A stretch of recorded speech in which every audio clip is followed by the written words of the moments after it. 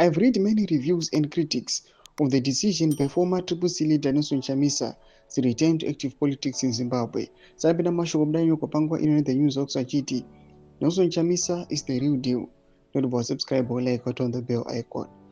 Tipida munauzere pamdanyo rachiti. People have different views on the issue, and that is fine. It must be encouraged.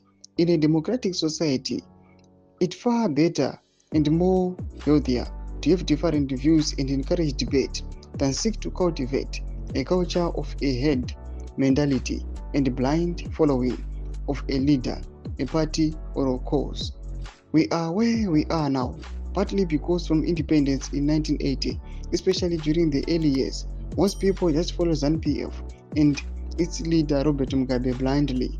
Coming of a protracted and brutal liberation struggle, there was joy, euphoria, and fear which played a huge part in damming up support for ZANU-PF and Mugabe. It was unfashionable to support the opposition in the 1980s. Some people actually called for opposition leaders, for instance ZAPU leader Joshua Ngomo, to be hanged for being in opposition, which they deemed treasonous.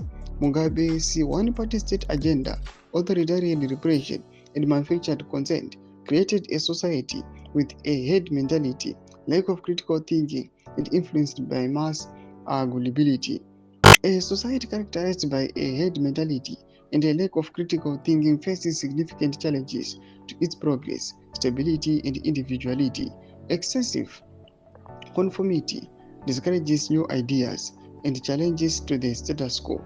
Historically, breakthroughs in science and social justice occurred because individuals had the courage to resist prevailing beliefs. A lack of such dissent leads to intellectual and cultural stagnation and decline. A nation run through propaganda alone is a recipe for disastrous failure. This results in voters making their choices based on group affiliation rather than evidence.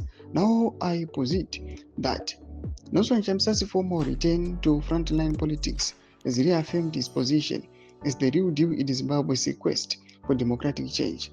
After strategic 2 years hiatus, Chamisa unveiling of Agenda 2026, a broad-based citizen movement, demonstrates a leader who is not merely a politician but a visionary committed to a fresh start for a nation in crisis. His return on January 23, 2026 was punctuated by his observation that the political dance floor remained vacant during his absence. This highlights his unique standing. Despite the emergence of other figures, none have been able to command the same level of mass support and create hope. His Agenda 2026 moves beyond conventional party politics, aiming to transcend tribe, race, and class.